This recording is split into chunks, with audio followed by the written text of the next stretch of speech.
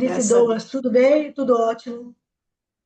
Graças a Deus, tudo bem. A semana passada eu estava no Rio e eu fui resolver um negócio lá em casa com o meu filho e eu avisei ele, eu falei, três e Fica meia na sala, tranquila. Coragem concluiu com o estudo bíblico, tá bom? Fica tranquila. louvado seja Deus por isso. Amém. Com você é a palavra. E tá aqui é uma bênção, porque a gente aprende mais do que ensina. Isso é uma bênção. A lição de hoje, nosso livro, nós estamos no capítulo A Escola e o Professor, deixa eu ver que capítulo é esse, do livro Mente, Caráter e Personalidade, volume um, acho que é capítulo, deixa eu ver, acho que é 22, se eu não me engano. Isso mesmo, A Escola e o Professor. No meu livro, na página 194. Gente, nós estamos percebendo como nós estamos vivendo um tempo em que muitas coisas estão acontecendo para chamar a nossa atenção. Só que, mesmo que você viva uma lição correta, a pessoa que não conhece a verdade da palavra de Deus não impressiona a mente dela. Olha o que Ellen White fala. Mas a caída raça humana não quer compreender. Oxalá não aconteça com nenhum de nós. Supõe que a ciência da natureza controle ao Deus da natureza. Supõe, que suposição mais estranha. Lições corretas não podem impressionar a mente dos que não conhecem a verdade da palavra de Deus. Quando coração e mente são submetidos a Deus, quando o homem está disposto a ser instruído como uma criancinha, então ele vai encontrar na palavra de Deus a ciência da educação. O rapaz que trabalha aqui, ele não sabe ler. Ele disse para mim ontem que ele está aprendendo a ler na Bíblia. Gente, se vocês ouvirem o que esse rapaz fala, vocês ficam olhando pensando se esse rapaz é adventista. E não é. É um cristão sincero noutra denominação. A alta educação do mundo tem se demonstrado uma farsa. Todo mundo fica pensando, não, estudar em escola tal, escola tal. Nada disso. Quando mestres e alunos descerem de seus pedestais e ingressarem na escola de Cristo para dele aprender, falarão inteligentemente de alta educação, porque compreenderão que é esse conhecimento que habilita o homem a compreender a essência da ciência.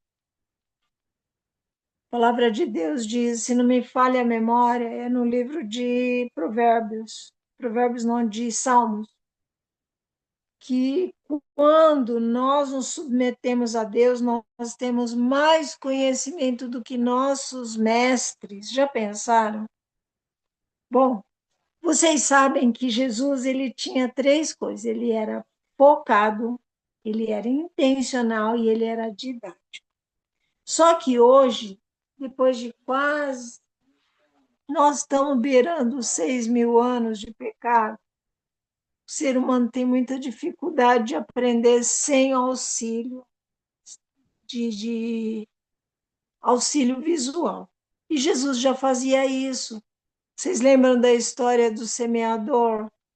As parábolas nada mais eram do que Jesus trazia à mente das pessoas aquilo que era o rotineiro, o corriqueiro deles. E é necessário você fazer comparações, quadros negros, mapas e gravuras. Criança, principalmente, grava muito bem isso. E nós, adultos, estamos na mesma situação, né? Será de auxílio na explicação dessas lições e fixação das mesmas na memória.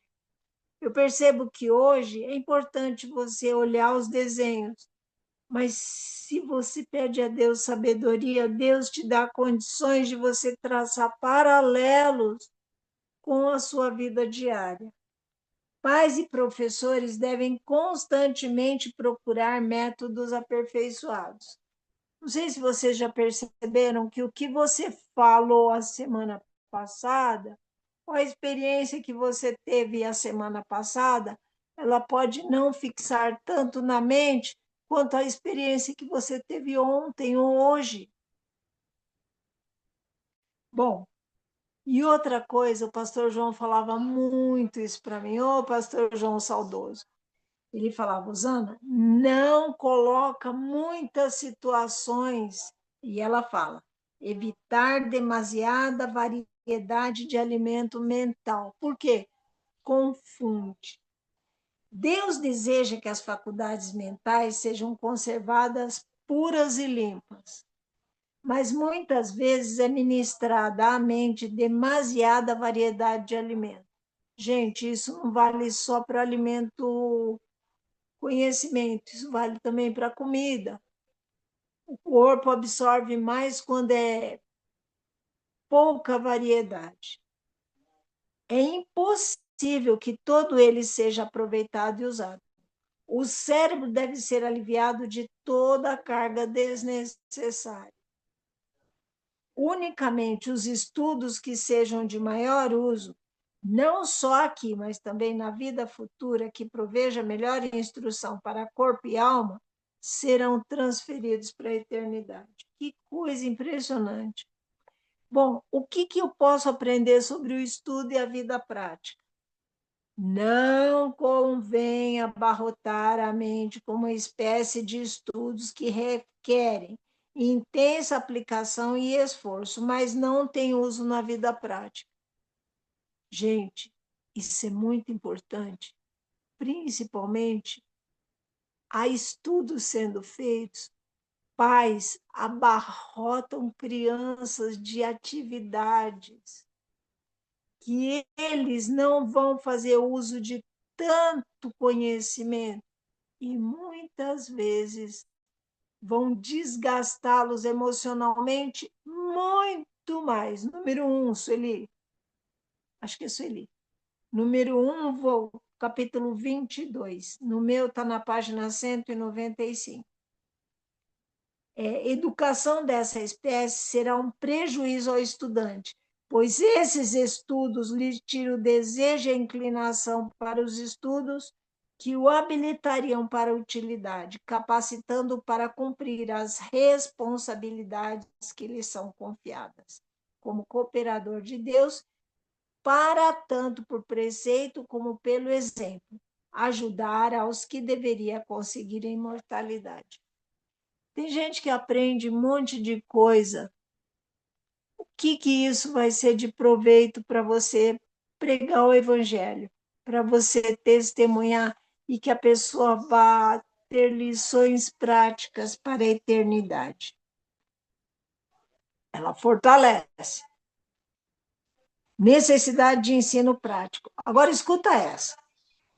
O estudo de latim e grego, vocês ouviram? É de muito menos importância para nós, para o mundo e para Deus, do que o acurado estudo e uso de toda a maquinária humana. O que ela quer dizer com isso? Às vezes você quer aprender vários idiomas, mas você conhece bem seu corpo, como ele funciona. Eu vejo meu esposo estudando, eu amo estudar com ele, porque eu fico ouvindo o que ele está ouvindo e o que ele está lendo. Nossa, gente, a máquina humana é algo fantástico. Como é que funciona essa engrenagem desse jeito? E imagina, por uma célula que a gente não consegue visualizar, Deus fez um corpo com uma cabeça pensante como a gente tem. É pecado estudar livros negligenciando o saber tornar-se familiar com os vários ramos de utilidade na vida prática. Para alguns, é dissipação a estrita aplicação ao estudo de livros. Tem gente que acha que é besteira.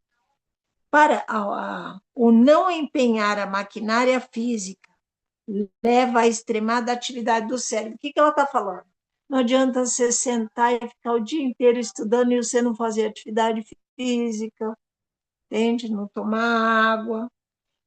O corpo torna-se, então, a oficina do diabo. Opa! Estudar, estudar, estudar, estudar, estudar. Acaba virando a oficina do diabo. Jamais pode ser uma vida fluida em todos os sentidos se a pessoa é ignorante acerca da casa em que vivemos. Qual é a casa em que vivemos? O nosso corpo, a terra, né? A palavra de Deus diz que se aquele que destruir a terra, Deus também o destruirá. A gente precisa ter conhecimento da ciência. Lembrar que quando a gente estiver no céu, nós vamos estudar, nós vamos desbravar fronteiras por toda a eternidade. Nunca a gente vai entender. Primeira coisa que vai ser um enigma para a gente estudar por toda a eternidade, é a encarnação de Jesus. O amor dele pela gente. Meu esposo estava falando isso ontem. Gente, Deus não pode morrer. Como é que Deus morreu pela gente? Vocês já pensaram nisso? Isso é algo que a gente vai ter que estudar por toda a eternidade. Livros de texto e moldes de pensamento. Com voz solene, o orador prosseguiu. Encontrais nesses autores incrédulos aquilo que possais recomendar como essencial à verdadeira educação superior. Você quer fazer alguém pensar? Começa a perguntar. Se você afirma, você se torna dono da verdade. Agora, se você pergunta, você desperta no outro a curiosidade de querer saber a resposta. Ousarias recomendar seu estudo a alunos que ignoram seu verdadeiro caráter? A gente não vai recomendar um livro importante para uma pessoa que não está nem aí, né? Hábitos errados de pensamento, uma vez aceitos, tornam-se um poder despótico que prende a mente como em garras de aço, ou seja, algo inútil. Se muitos dos que receberam e leram esses livros nunca os tivessem visto, mas tivessem aceito as palavras do Mestre Divino em seu lugar, estariam muito mais adiantados do que estão no conhecimento das divinas verdades da palavra de Deus, a qual torna os homens sábios para a salvação. Esses livros têm levado milhares onde Satanás levou Adão e Eva a um conhecimento que Deus lhes proibiu tivessem. Mediante seus ensinos, estudantes têm trocado a palavra do Senhor por fábulas. Amplos princípios da Bíblia para controlar conceitos. Sobre a mente de todo estudante deveria ser impresso o pensamento de que a educação é um fracasso. Eita! A menos que o entendimento tenha aprendido a apanhar as verdades da revelação divina e a menos que o coração aceite os ensinamentos do Evangelho de Cristo. Eu já contei para vocês da amiga da minha irmã, né? A amiga da minha irmã fez física na Unicamp. Para entrar lá tem que ser gênio. Meu sobrinho fez física na Unicamp e já ganhou uma bolsa que ele vai para a Escócia.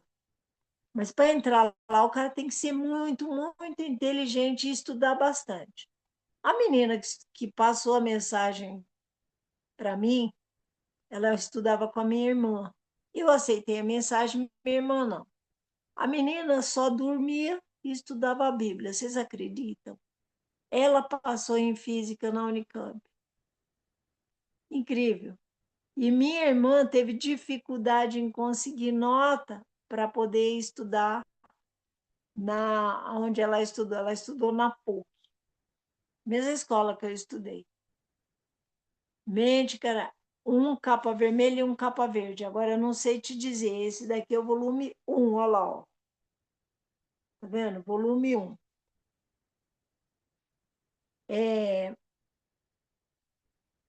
O estudante que, em lugar dos amplos princípios da palavra de Deus, aceite ideias comuns e permita que o tempo e a atenção sejam absorvidos por matérias triviais de lugar comum, verá que a mente se lhe tornará apoucada e débil. Sabe o que significa isso, gente? Vou dar um exemplo para vocês. Suponhamos que você sofreu um acidente, vou falar mais dentro da minha área, sofreu um acidente e machucou o pé. Só que em vez de você fazer o exercício para o pé, que vai fortalecer a musculatura das pernas, que vai te dar força para você voltar a caminhar, você vai começar a trabalhar o exercício do braço. Você pode até conseguir alguma coisa com o pé e a perna, mas vai demorar muito mais tempo, entende? Não é de grande serventia. A mesma coisa ela diz, quando você começa a estudar matérias que vão, não vão te acrescentar mais conhecimento, a, a mente vai ficando atrofiada e vai ficando fraca. Ele perderá o poder de crescimento. Que coisa, né? A mente tem de ser educada para compreender as importantes verdades que dizem respeito à vida eterna. Bom, qual é o melhor uso das partes componentes da maquinária humana? Qual é o melhor uso? Se todos os professores tivessem estudado as lições que Deus desejava que aprendesse, não haveria uma classe de estudantes cujos débitos tinham que ser liquidados por alguém, ou, do contrário, ficaria o colégio arcando ao peso de pesada dívida. Gente, no tempo que eu estudei, a gente aprendia 2 caminhos. Então, você tinha que entender um caminho, explicar o que você entendeu daquele caminho. Então, pois é. E no outro caminho, também você tinha que aprender. E você definir dos dois o que é que você queria. Então, a sua mente estava sendo treinada para você escolher, mas você tinha 2 parâmetros. Hoje, as crianças não têm essa possibilidade. Eles só têm um caminho. E esse caminho é o que delegam. Por isso, a necessidade da gente começar a treinar, a ler a palavra de Deus, a estudar a lição da escola sabatina. Bendito ano bíblico, que você começa a aprender por comparação. Você percebe que as pessoas, elas passaram por situações parecidas com a sua. E elas, como é que elas saíram da situação? Isso abre, expande a mente. Por quê?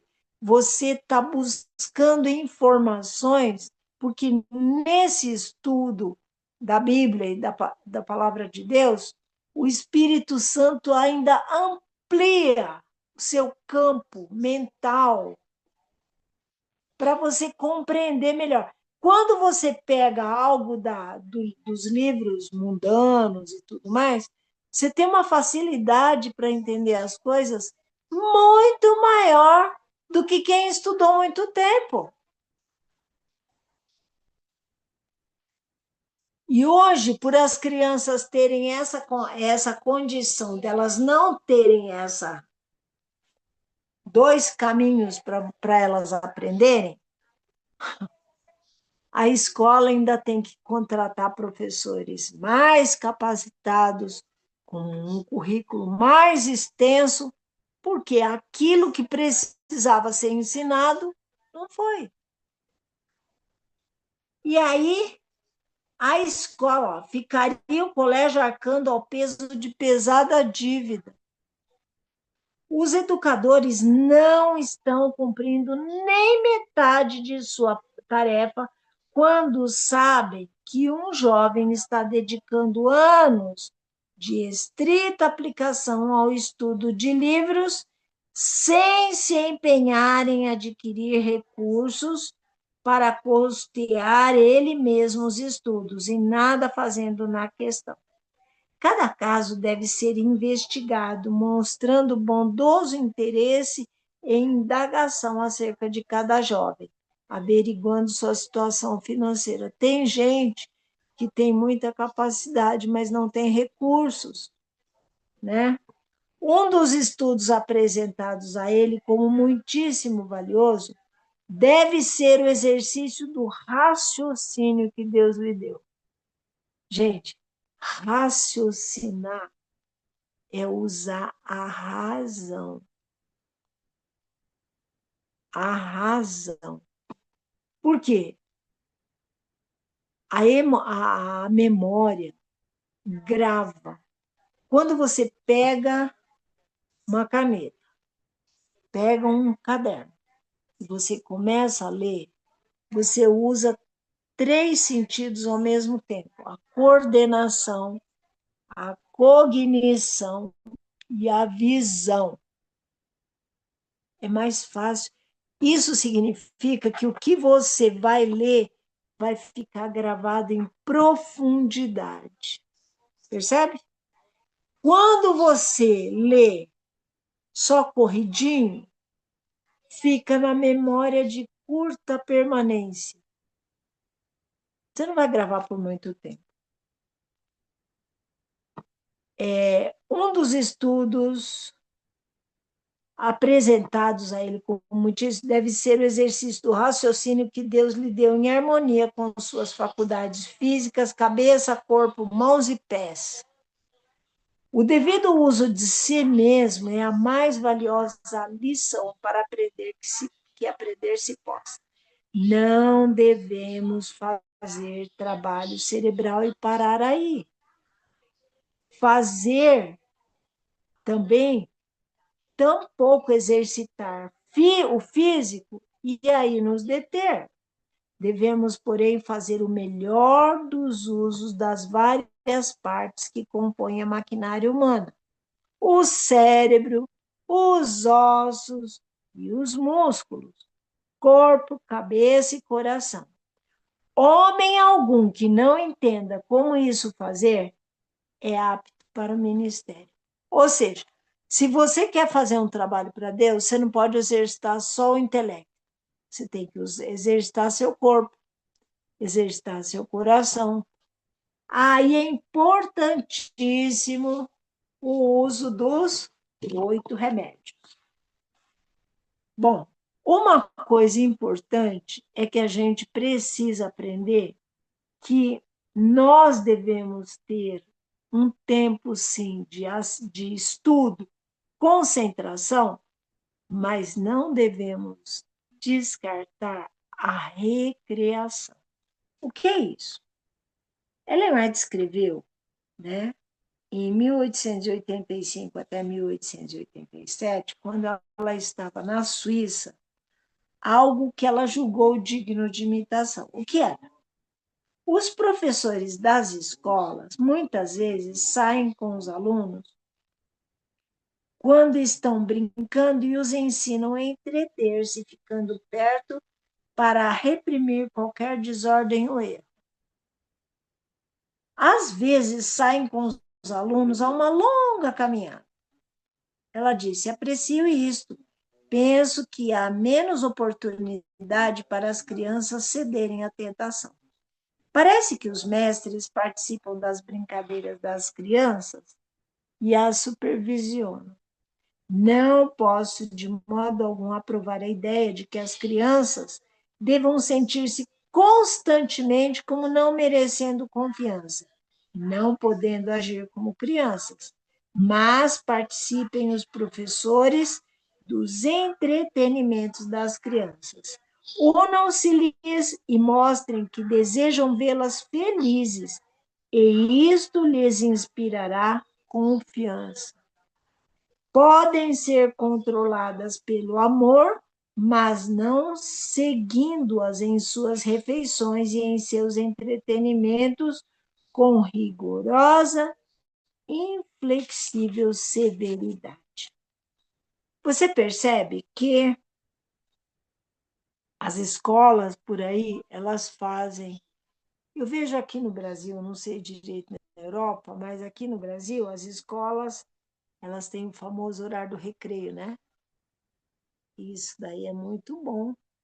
O horário de brincar. Vizinho da minha casa tem uma creche, que é onde minha neta estuda. Tem horário de brincar, tem horário de estar em sala, de gravar, tem horário de cantar, de orar. É uma escola com método judaico. E eu fiquei prestando atenção. E minha neta está ficando mais disciplinada com isso. Ela vai fazer 5 anos. Então, o educador prudente, ao tratar com seus discípulos, procurará promover a confiança e fortalecer o sentimento de honra. As crianças e jovens são beneficiados se deposita neles confiança. Muitos, mesmo dentre os pequeninos, têm um elevado senso de honra. Todos desejam ser tratados com confiança e respeito e têm direito a isso. Eu digo que criança é um adulto em miniatura. Você quer idiotizar uma criança? Fala com ela. Que bonitinho. Ela quase chama você de idiota. Agora, o velho é uma criança grande. E nós estamos na fase intermediária, que a gente tanto tem que aprender a lidar com a criança grande, como a ter paciência com o adulto em miniatura. Nos dois casos exige paciência, domínio próprio, conhecimento. Deve-se ter cuidado de que eles não pressintam não poderem sair ou entrar sem ser vigiados. Gente, isso dá para a criança autonomia. Ela precisa sentir-se que as pessoas confiam nelas, que elas são dignas de confiança e honra. Eu estou falando com criança, eu não estou falando com adulto. Muitos adultos, lembra que eu falei que nós temos 3 idades? A idade cronológica do homem do cartório, a idade biológica do cara do laboratório e a idade psicológica, que é a que os outros falam, né? Então, se você tem pessoas com 50 anos que você vê um comportamento de 15, 20, não amadureceu na casa.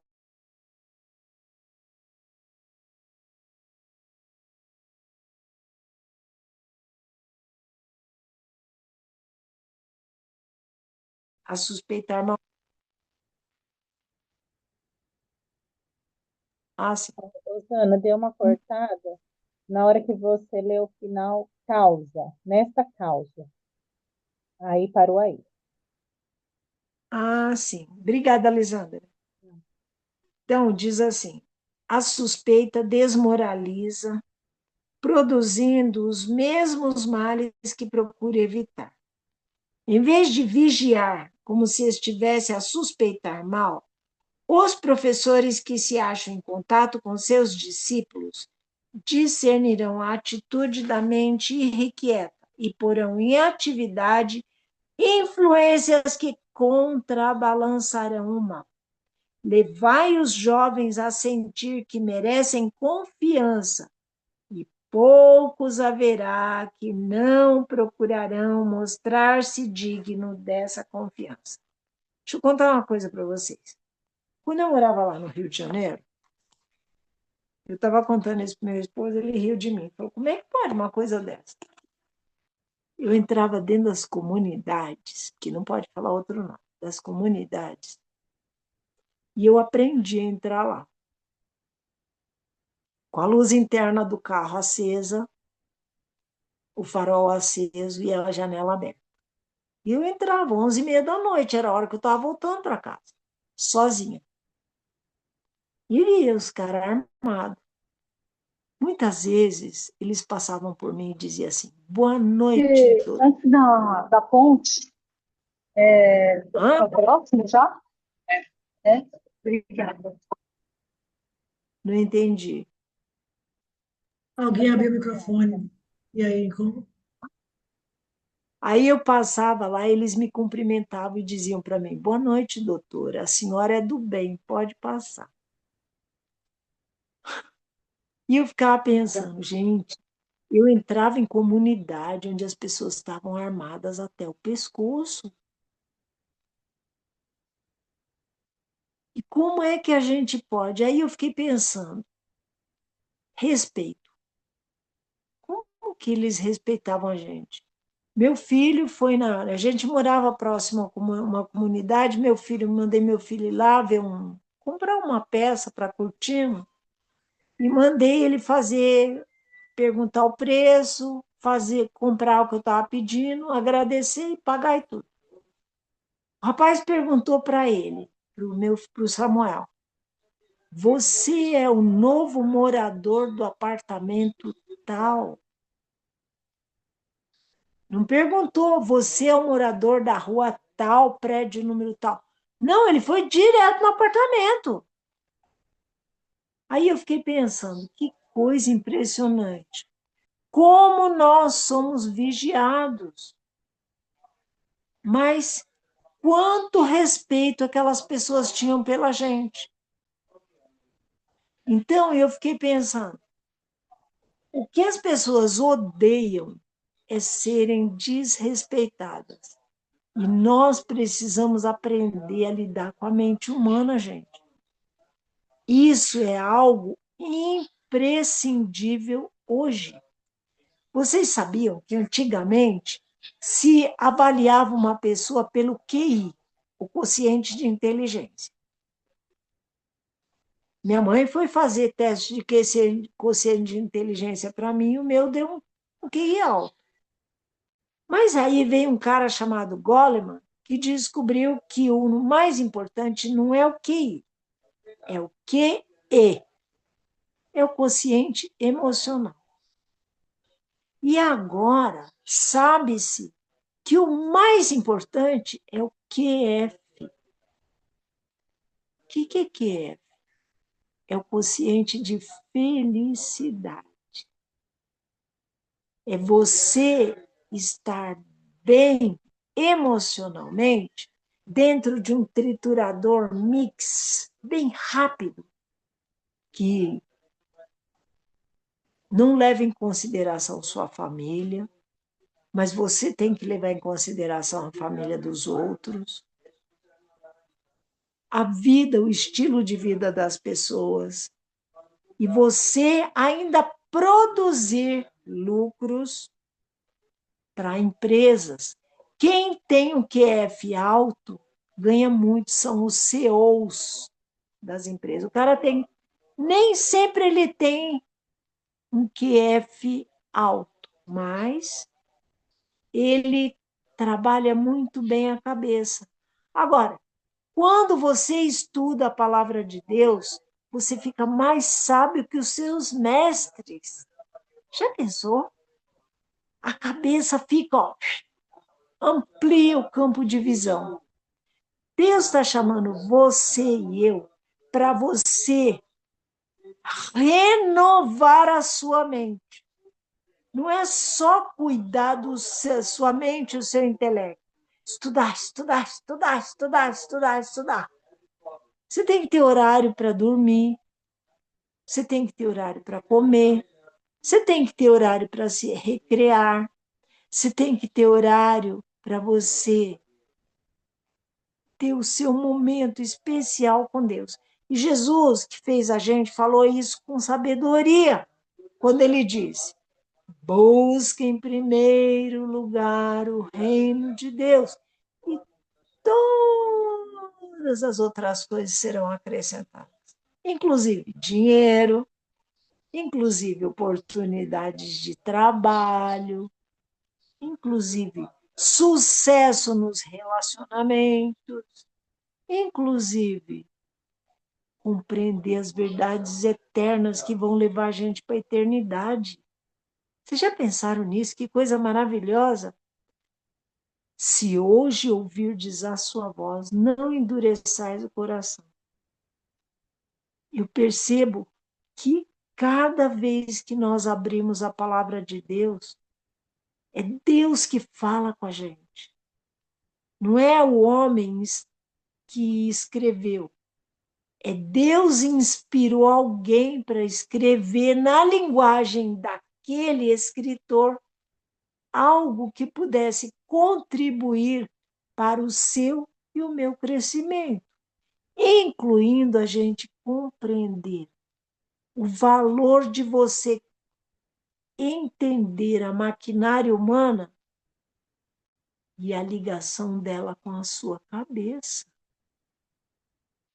para você poder usar melhor esses neurônios que Deus te colocou na sua cabeça e você ter uma percepção melhor do que Deus quer te ensinar.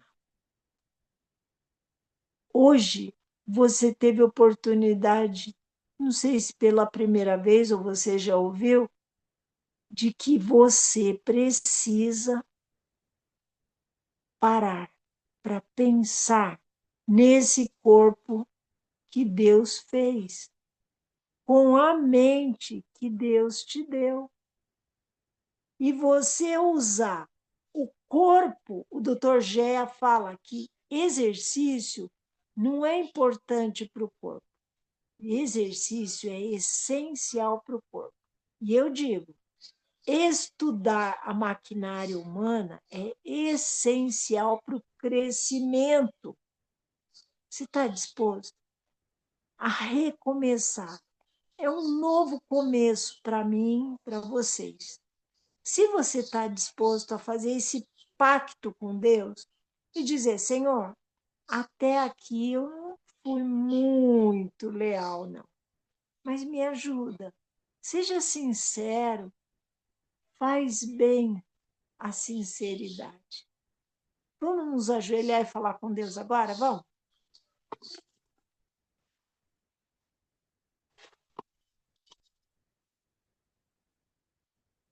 Querido Deus e Pai que está no céu, nós te somos muito agradecidos porque o Senhor deixou essas lições que a tua serva escreveu no Mente, Caráter e Personalidade de uma forma soberana, para mesmo que uma pessoa não tenha muita escolaridade, ela compreende melhor que todos os mestres o valor de conhecer essa maquinária complexa, mas ao mesmo tempo maravilhosa, que é o nosso corpo, onde o Senhor habita e faz de nós um santuário.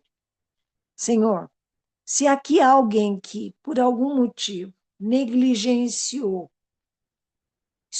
estudar essa maquinária, com as lições aqui aprendidas, que elas possam ter impressionado a nossa mente para a gente fazer uso desse conhecimento e ser transformado à tua imagem e semelhança.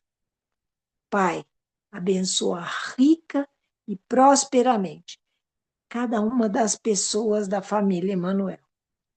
Pessoa que eu tirei para orar por ela e a pessoa que me tirou. Pessoa que cada um de nós aqui tiramos. Que essas pessoas sejam impressionadas a renovarem a mente delas, não se conformando com esse mundo, mas ter a mente renovada para entender qual seja a perfeita, agradável e boa vontade de Deus para cada um de nós. Prepara-nos para a tua volta, está muito perto. E nós sabemos que a única coisa que nós vamos levar daqui, Senhor, vai ser o nosso caráter. E o nosso caráter é formado por aquilo que nós vemos e ouvimos. E nós queremos ver e ouvir algo que impressione a nossa mente e nos faça chegar cada vez mais perto do Senhor. e ter a nossa mente renovada, a nossa estrutura mental, emocional, espiritual e física totalmente transformada. E o Senhor volta logo para nos resgatar, para nos chamar e para nos buscar. Sabemos que o Senhor já preparou o lugar e queremos estar prontos, mas hoje é o nosso dia de preparação. Então, renova a nossa mente, transforma o nosso caráter e salva-nos para o teu reino. Nós agradecemos e pedimos em nome de Jesus. Amém.